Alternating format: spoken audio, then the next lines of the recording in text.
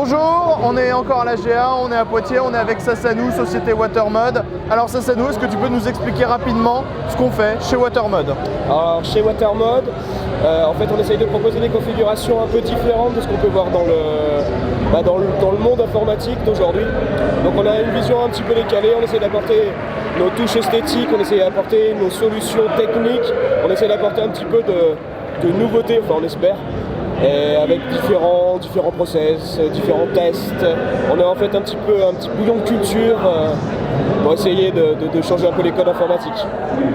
Si vous vous rappelez de ce qu'on a déjà vu sur cogotland.com, vous allez voir qu'il y a pas mal de modes qu'on va retrouver ici, comme le H-Frame qui est juste derrière, qu'on avait déjà découvert en news puisqu'on avait suivi toute la construction. Aujourd'hui, on va découvrir un nouveau projet qui est sur base Silverstone. On va te laisser nous en parler. Il est ici. Ouais.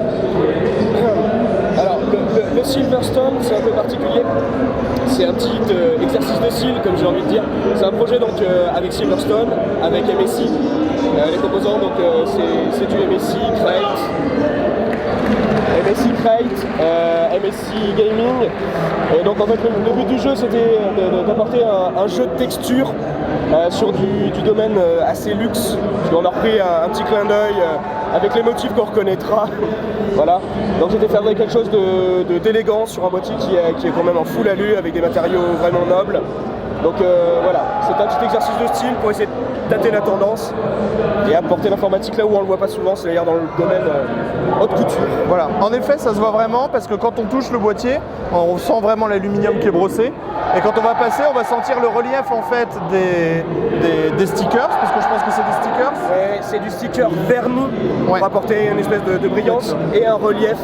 Voilà, parce qu'on a presque l'impression que c'est l'inverse, c'est-à-dire que l'aluminium a été travaillé à la fraise, en fait, alors que c'est une surcouche qui a été ajoutée. Exactement, c'était le but. Voilà, alors on va continuer avec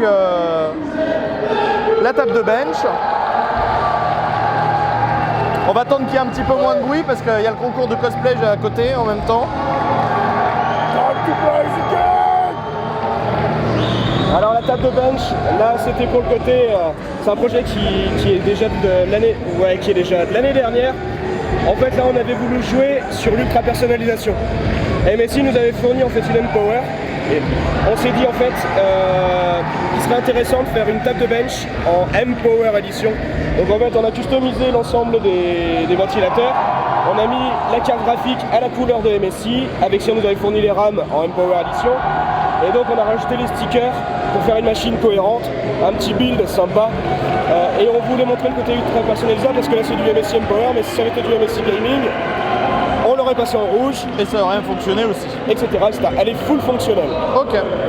Alors on continue avec le fameux H-Frame que l'on connaît tous, avec cet esprit, comme j'ai déjà dit, automobile, avec une peinture blanche qualité auto, du rouge, du cuir, de la surpiqûre. Qu'est-ce que tu peux nous dire de plus sur cette fameuse machine sur laquelle tu as travaillé dernièrement? Là justement, c'était un projet qui nous a traversé l'esprit,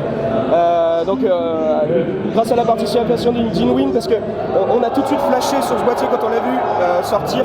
On s'est dit c'est un gros boîtier, c'est un fer de lance, on veut essayer de faire de quelque chose de luxueux, quelque chose un petit peu plus au-dessus, un cran au-dessus. Et donc avec l'aide d'Asus, on a décidé de partir sur une configuration vraiment musclée, mais toujours en gardant cet esprit automobile, c'est-à-dire que c'est musclé, mais ça ne doit pas en faire trop, pas too much. On doit être sur du qualitatif, donc avec les cuirs, les surpiqûres, avec des petites touches de blanc un peu à droite, à gauche, etc. pour faire une espèce d'harmonie et qu'au final on se dise ok, on peut avoir du gros, on peut avoir une config assez puissante, water cooling, avec Beats Power, etc. Et toujours avec des petites touches de finesse, des jeux de contraste, du blanc, du rouge, les rames avec cire en rouge. Bref, essayez de jouer encore une fois sur la carte du luxe et la carte du puissant. Voilà, un mix. On va terminer avec un projet qu'on connaît tous depuis très longtemps. Alors on va se déplacer jusqu'à la machine.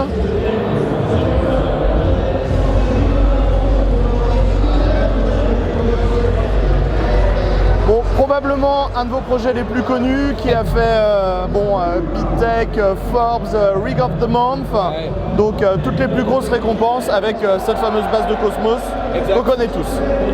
Donc celui-ci c'est vrai que c'était notre fer de lance. c'est une version qu'on avait voulu plus toujours dans l'esprit un peu racing, voiture, avec l'aluminium brossé, avec la tuyauterie donc en aluminium poli, avec la pompe, l'histoire chromée, enfin tout ça pour rappeler un petit peu l'univers automobile. C'était un de nos premiers projets qui a quand même vraiment bien tourné. Il commence à sortir un peu du style qu'on a à l'heure actuelle, mais bon, c'est quand même un boîtier qui restera dans notre mémoire, puisque maintenant il est remplacé en fait par le nouveau Cosmos 2 en blanc, qu'on a vu pendant le LDC Modding Trophy. Voilà, qui colle plus avec notre environnement actuel de ce qu'on essaye de faire, mais celui-ci ça reste quand même un de nos piliers. Tout à fait. Merci pour cette interview. Merci à vous. Et à très bientôt sur Gogotland pour tous tes nouveaux projets. Ça marche, merci. Bye bye. Bye.